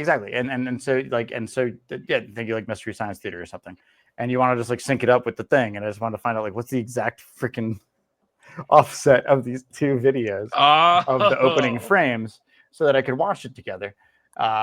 Which I also have another browser plugin that I wrote that allows you to put any other like MP4 or HLS link, like, and then it'll just like sync them up like as you scroll the along the time thing. Once you tell it the offset, it'll just keep it synced, which I use to then project to the TV, and you do one and you do the other in the corner, like one down here and the other thing is full screen. Then you can actually like watch them in sync. Like I I don't know. AV production has like always been super freaking interesting to me, even though like that's not been my software world kind of background. But I get it, man. I used to be really into AV stuff. I ran the AV club back at Kellenberg when I went there. We had like our own little TV studio and shit. And I was like a one-man freaking AV crew over there for a little bit back in like '99. I would almost bet like a Bitcoin that like FFmpeg runs StreamYard. Like that's almost certainly what's happening. It's compositing these different streams and then broadcasting it back out, which you can do with a single. You're most likely correct. Whoever came up with the idea and then monetized it is freaking genius, because this is not that hard of a thing to put together. It's just they got to it first. They built it reliably. They built in storage. They keep your episodes and all that shit. They made it an easy to use platform. And then they went from $20 a month to $50 a month. And now I'm stuck with it because I don't know how to use OBS because I'm a lame ass and I never learned it. I will happily teach you. And I would honestly use both most of the time. Then I would take this and I would feed it into Restream.io to then also go out to everything. Odyssey, BitChute, Rumble, like the rest of them. Like I don't see any reason not to do that. So I use OBS. So here's a question for you, Afix. Can you have people log in and do what we're doing, like with StreamYard with OBS? Well, so you can make yourself with OBS. You mean to have them as different like inputs? Yeah, kind of like what we're doing now with StreamYard. Isn't it like vidproxy.ninja or something like that? Let me see if I can find it. I think that, yeah, vdo.ninja. Yeah, so this is all you need. I'm posting in the private chat here. Basically, yeah, that's exactly what you're asking for, I think. And that'll create, like, so you hand that to another person. Oh, yes. Yep. They will get a link that you then feed into your OBS. And then that can just become a source in OBS. And bam, you're done. And so, yeah, you can do all of this. Very, like, Video.ninja is amazing, actually. And nobody freaking uses it. I use, oh, carry on. No, I was gonna say, or at least the people that do use it don't talk about it because it's too awesome and you don't want to spoil it. That's all. We don't want the normies knowing about this. It just uses it's not just RTMP. It's like it's stun servers and shit like that. I think. What's cool is stun OBS binding is still a nice little attack that can be used to get in somebody's local network. I believe it because it gives you like a backdoor to their whole local network, right?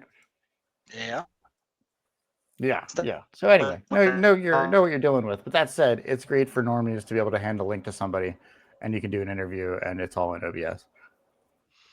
I like to use OBS for streaming. Like every now and then, I'll do some jam sessions with friends, and we'll live stream it and yada yada. Hell yeah! But it would be cool if our latency isn't terrible. I'd be curious to try with somebody on the other side of the world. I've tried to solve that problem for like almost a decade of like, how can I jam remotely with friends? It's almost impossible. I think your best bet is to start 2 measures late. So what we ended up doing is I would go click with my drumsticks to start the video and the audio. And then the guitarist would play his riff and then I would do my side and then interlace it later and make it all sound, put it all together. So if you can sync it up to like a measure late or a beat late from whatever the original source is, which is probably drums or bass, I would guess, and then you might have a shot. But it's still not easy to make it work. I would love to do that. Can you trampoline both of us like to okay, you're 150 milliseconds late and I'm 300 milliseconds late. Like, can you make us both 450 and make it work? Like, is there a way to do that? There might be. Dude, that is a good question. I bet that is doable. Right. And then you turn it into a piece of software and call it Remote Jam. Yeah. I remember when COVID started, there was this YouTube band I really liked called First to 11. And they do mostly like covers of 90s shit that I like. But they started doing it remote where they were all at their own place and then like stitching it together later. That was pretty neat effect, but it'd be cooler if you could literally just jam live without having to worry about that delay. That'd be really cool shit. Well, have you ever used like a MIDI keyboard or anything like that? I haven't dealt with MIDI in a very long time. and I don't have any Well, keyboard USB knowledge. to MIDI, essentially. Like, okay. So, like, even if the keyboard you're touching and you like bong, if it doesn't exactly bong, like the moment you hit down, it just feels off, like as the player of the sound. And so that's where it gets really tricky. And that's why ASIO, ASIO is like the, correct me if I'm wrong, Sledge, like that's the only driver type you ever want to use, which means exclusive hardware access and is essentially zero latency. It's very, very close to zero. But like even 50 milliseconds, 150 milliseconds, it feels way off. Like, here's an example. Whatever you're playing. Here's an example of me trying to interlace 2 different video streams with a buddy of mine out in Colorado. Started at like the 45-second mark.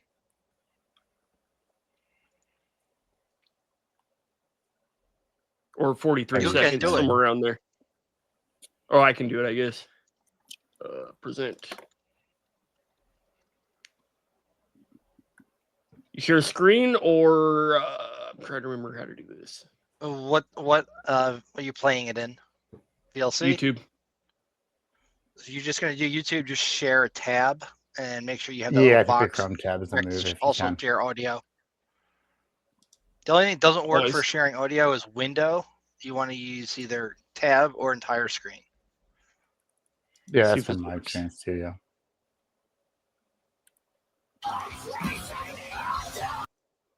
Do you hear audio? Yep. I do. unfortunately. It's a little framey.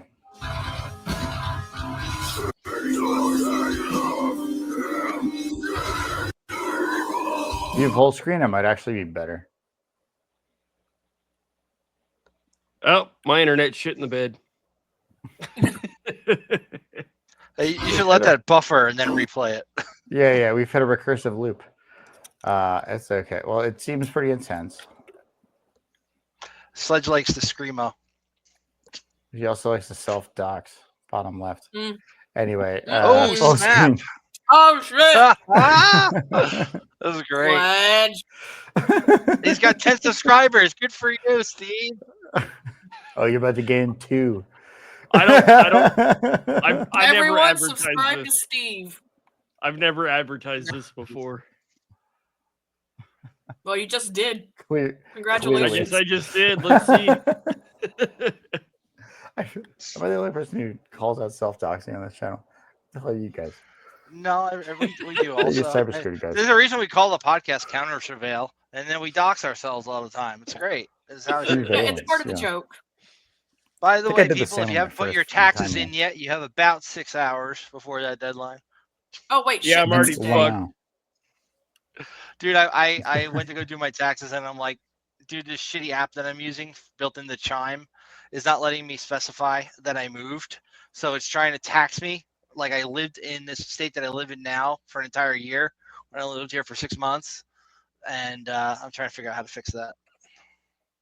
I'm only like Probably gonna have to switch back to 4 or TurboTax 5 again. years. So Don't I bought use this H&R keyboard Block. Slime. I've not used them before. I've used TurboTax, and I've had to use their audit protection, which didn't really do anything. Nope, doesn't They, do they shit. gave me a You gotta lawyer hire- that looked at it and didn't do shit. You got to hire your own CPA. Don't go through some damn company. Can't AI do my taxes? Wouldn't that be nice? Get That'd me be the really max nice. refund. Also, thank y'all for reminding me I have to do my taxes today. God damn it. You're welcome. I like to be your Debbie Downer. I knew I was having a good day. I'm just going to add it to my tab. You want me to send you this little one? Alt key. Battery's kind of wonky on it. But Sure. burp. What else we got? What else we got to talk about today? So I finally cleaned my keyboard during the podcast here, Sledge, so you can't bitch about that anymore. I hope So- you find something else to bitch about. I finally had a little money, and I went and bought something I'd wanted for a long time, and I'm incredibly disappointed. So I got these X-Real AR2 glasses, and I bought the little lenses that go in there because of my regular glasses, so I could still see when I'm wearing them. And when I plug these suckers into my laptop, they don't have any video. And then the only thing they work with right now is my gaming computer. And even then, they're not too great. And it really pisses me off because I spent money on this. And doesn't What a work too good. surprise! You need an actual GPU. You know, I don't understand why, because these are supposed to just be display. That's it. You're not like doing any actual AR function. It doesn't have any gyroscope in there. It's just supposed to be like a monitor on your face. So hold up. It doesn't work well. Those Sucks. actually play video. Yeah, man. So when you actually have it working right, it's like an entire big ass television on your face. So when it works right. I initially bought the Google Glass thinking I could stream video to it to kind of like watch people play drums, and I could kind of learn new licks and tricks by watching YouTube videos. Turns out that wasn't a thing back in the day. All it was basically a smartwatch on your face showing you notifications, and that's all it was. So I just returned it because it was an expensive ass toy. But if we got something that plays video now, that's pretty damn cool. Yeah, if it works, it's like I would like it to work on a laptop or even a cell phone that I've got. I've tried it on 3 cell phones, not compatible with any of them. And like the whole point of the thing is to make it portable. I can't use it with my laptop on a plane if I have to have a GPU for the damn thing to work. That's got to be like a 3060 or better. You know, if anything, I might be able to get it to work. Small. I've never buy a. Go ahead, Tron. Sorry. I'm glad you brought this up because I was actually looking at buying those too because I've been interested in that basically since the Google Glass concept, right? And so yeah, thanks for that. Save me some money. Appreciate it. Yeah, man. I've been experimenting with the Google Glass shit for a while. This broken ass piece of shit over here is LilyGo's attempt at it, where this was supposed to go like up on your face like this, and then you kind of look like Locutus of Borg. And it's got an ESP8266, and you can Bluetooth it to your phone and relay like text messages and shit. This thing sucks ass too. It broke like instantly, but I still got it in pieces. But these things are only like $40, and they're shit. I've got 2 back at the house, and there's actually a small-ish community of programmers that are working on programs for those things. I can do all kinds of stuff. What at this moment I can't immediately tell you because I don't remember. But I own 2 of them, so you know I'll look into that a little more in depth and see if it can do what you're trying to do with it. But I mean, when I had Glass, a lot of programmers were working on it. There's supposedly a protocol in place. I can't remember what it was called. But people were working on open source solutions to make it work better. But I was just like, screw this. Just send it back. When Google nixed it, they opened the last version of Android it ran, and there's all kinds of stuff out there that it'll do now. As I said, I just can't tell you off the top of my head. Just Reddit that shit. There's a whole subreddit for that. Mm-hmm. Yeah. What I would recommend nowadays is look up like awesome space the thing space GitHub. And I don't know if you're familiar with these awesome lists, but they're great. Like a lot of them are actually really great. So if you like want to learn about like what is an MC list? Yeah. Like awesome infosec, awesome MCP if you want to do like model control protocol or model context protocol, like AI server thing, like awesome GPT, awesome whatever, like awesome space the thing space GitHub, and just see if there's an awesome list. If not, maybe you could be the first one to do it. Make a bunch of like links, or find a bunch of links and put it together essentially in just a markdown format thing. But it's really, really helpful as a resource. Also, like how many times do we need to say record in landscape CrowdStrong before you do it? Anyway, next. It's only so next question. Anybody here play with Meshtastic? Yes. And my favorite Meshtastic device right now is the SenseCap. This little sucker that's about a credit card size, and it recharges with little like 4 little pad. So you Bluetooth this fucker to your phone, and then it's a Meshtastic device, and you can talk to anybody else who's got one of these Meshtastic devices. Doesn't have to be this one. Other one I used to like using was this sucker, which is the LilyGo T-Deck. And this one has an antenna port kind of screwed into the case here. This is the one I'm sending Sledge if I ever get it back working again. This sucker is pretty cool too because you got a little on-screen keyboard and a battery pack. The battery pack obviously sold separately. Hey, I'll get also it working. It's got room for a GPS thing too. I bought the GPS module but never soldered it on, and that is actually right here somewhere. But yeah, these things are fucking cool, and think of it as a giant mesh network where the more people you join it, the more people you can talk to, and more redundant it becomes. And they have these really cool plugins for it too. One of these cool plugins I found is called ATAC, and it lets you put pins on a map and show where people are in an area. So if you have this thing tethered to your phone, using your phone for GPS, and you want to say you're playing paintball and you want to be like, hey, the enemy team's over there, I spotted them, you can put a pin over there but set it to expire after like 5 minutes, so people can know like, hey, that's where the bad guys are, and they can go and go get them, or maybe use it at a protest to identify cops. I don't know. And what mesh networking and Meshtastic basically is think of it as like you've got a couple walkie-talkies talking to each other, but each one is a repeater talking to everybody else in range, and it's just going to everybody. I think I mentioned it to you guys, which if you haven't used it, I'd be curious if you've had any success with it. I just have never been in a place where other people have it, but Briar is one of them, like Briar Patch, BRIAR, and then and that is kind of the follow-up to something called Fire Chat, which was made at Burning Man for people to be able to just like, do you want to send a message to another burner? And it just can hop over everybody's phone via Bluetooth, essentially, to the next guy, which is, I like the idea. I think it's cool. I've used these before at a concert. These are Gotenna. They work pretty much like Meshtastic, but shittier and proprietary. They'll get us a nice little signal to the other one. Speaking of sending people stuff, Trev, did you get that thing I sent you? Did it ever show up? You can't see the screen. Yeah, I got both the duck and the other thing. Thank you so much, by the way. Yeah, man, no worries. I like this ducky. He's cute. I told you I'd send you one. Ducky! Ducky. He's good shit, man. Alt key, clearly have a look at the private chat. Also, CrowdStrong, I still don't know why you're not landscape. Because I'm in a car.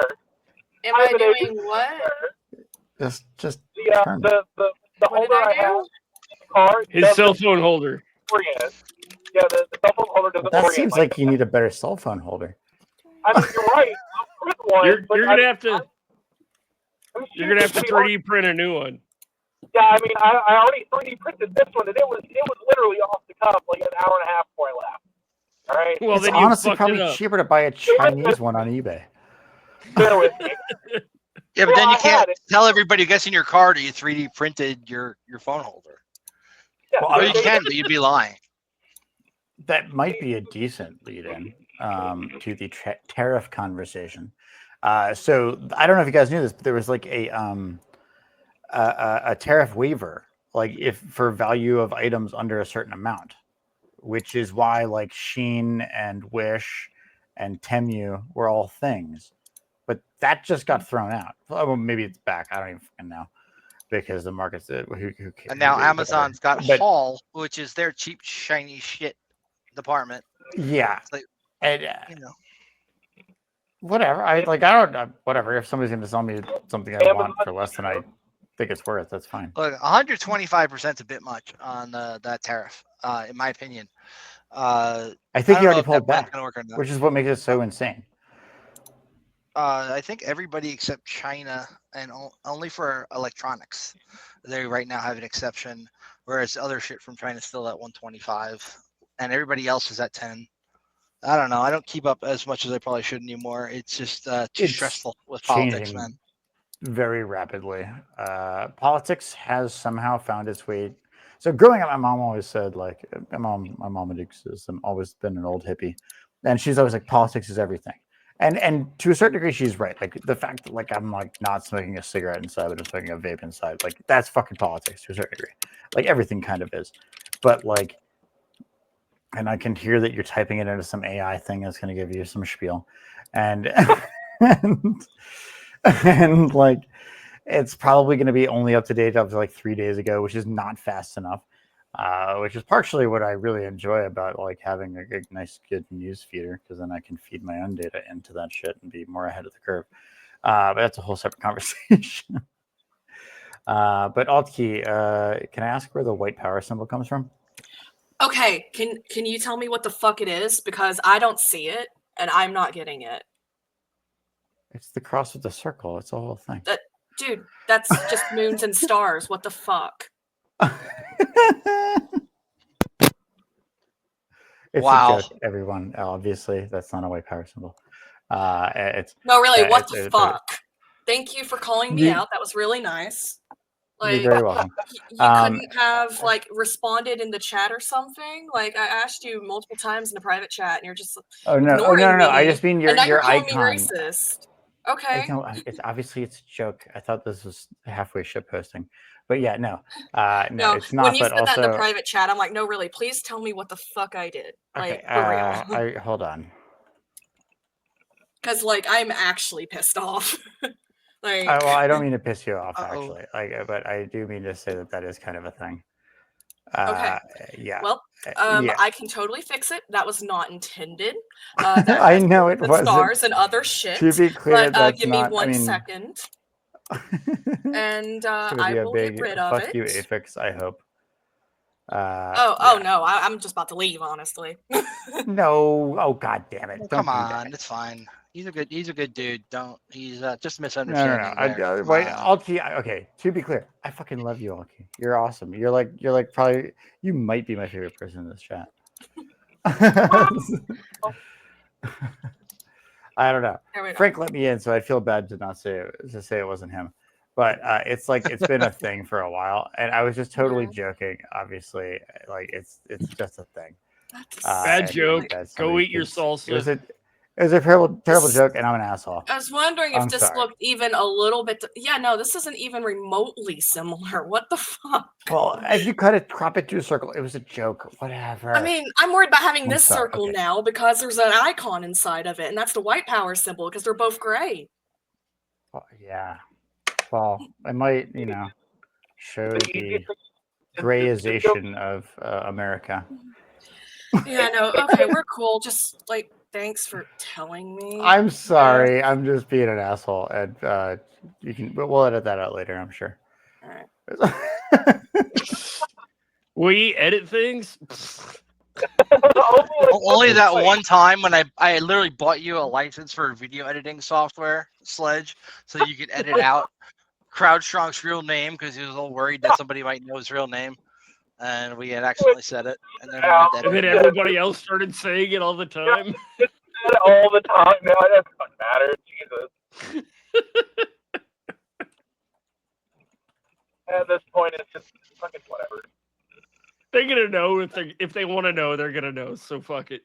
That's pretty much what it is. In my defense, that was like the first or second episode I was on too. So like, we've been doing this for almost a year. It just kind of is now. Really? Oh, well. That's bullshit. So I see what you were saying there. The Celtic cross is now apparently a hate symbol. That's garbage. And they just call out everything and make it a fucking hate symbol nowadays. I had a buddy who grew up in Ireland and like got shit for that. And it's like, dude, what? It's just not a thing. Yeah. But everything's a thing now. Literally, I mean, on the ADL's list, right? It's okay to be white is a hate sentence. Okay. Yeah. Like, what? What is any of this? It all makes no sense. So anyway, you guys want to talk about the Middle East war? No. Let's not. We do need to start wrapping up. We're hitting on the 2-hour mark here pretty soon. Yeah, that's probably about right.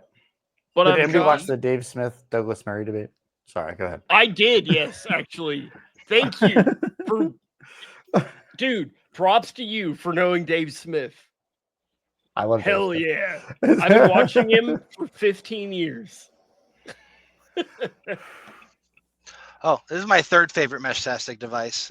These come 2 for $50 on Amazon. It's got a little screen on it. Comes with no battery. It needs to run off USB-C power. and it's called the Wi-Fi LoRa 32V3. These things kind of suck compared to the other two ones that I said before. But yeah, side tangent real quick before I make my other point. That Dave Smith, Douglas Murray debate, hilarious. My other point is the next guest we're probably going to be having on soon wants to talk about some drama going on with the Cyber Mentor and a couple other things. So stay tuned for that. Not Heath Adams. Okay. So, about the Cyber Mentor, hit me up after this. I might have been in the Discord. I might have got screenshots. Did you see the drama that we're talking about? I might have not just seen it. I might have straight up fucking recorded it. Okay, we might have some more shit. I did not instigate it, but I know someone who did. And I'm not going to say he's a very good person for it, but whatever. Hit me in the DMs, yeah. I need this. Yeah, definitely copy pasta that shit into our group chat there. So I think that's a wrap for this week with Counter Surveil Podcast. I'd like to thank all of our audience members who have contributed throughout the cast, giving us some nice comments. I'd like to thank Afix for coming on and also for helping take all that audio from all our old episodes and putting it in a format that I can use to get it onto other streaming platforms when I eventually get around to doing that. And last but not least, I'd like to thank Sledge, Altkey, and CrowdStrong for giving up their Monday nights almost every week, coming here, shooting the shit with me. This is my fun time. This is my socialization every week. Hey, I fucking love this. I look forward to it. Episode 45. Really? We're up to 45 already? Excellent. Yeah. And 2 zigzags, yeah. I think Iron Geek went into the 800s before we finally called that quits. Hell yeah, man. Thank you all. Say your words. I said I'm down for 800. Let's do this. Hell yeah. So Thanks let's all. see what we can do with an outro here and get the heck out. Well, folks, it's been another episode of Counter Surveil, where we own the surveillance game and keep your privacy from getting owned. Thanks for tuning in. If you enjoyed this episode, like and subscribe to both Iron Geek and the Counter Surveil Archive YouTube channels and leave us a comment. We don't take sponsorship money and we cannot be bought. It's like sending us a care package, but without the risk of it being interdicted by the feds and backdoored. Don't get caught in the honeypot. Stay safe out there. Keep your scripts tight, never hack from your house. And always assume your comms are compromised and you're in an assumed breach environment. After all, in the world of surveillance, you're either a ghost in the machine or a target in the crosshairs. And remember, if you're not paranoid, you're not paying attention. Join us next time on Counter Surveil, where we'll be exploring more ways to stay one step ahead of the surveillance state. Or at least, we'll try. No promises, though. We're just a bunch of hackers trying to outsmart the bad guys. Wish us luck, and may the signal be strong. Because when it comes to surveillance, the only thing more powerful than a strong password is a strong alibi. Thanks again, and stay vigilant. Or, just use a VPN and hope for the best. Keep it encrypted, keep it secure, and keep on hacking. Responsibly, of course. And always remember, if you can't find the back door, you're probably the one being backdoored. Until next time, stay off the grid, keep your head down and your firewall up. And if all else fails, just pretend you're a bot. No one surveils bots, right? Just don't get caught.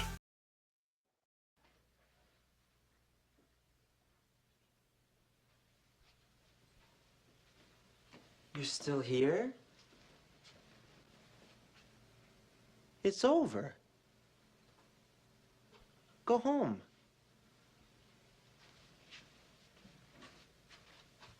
Go.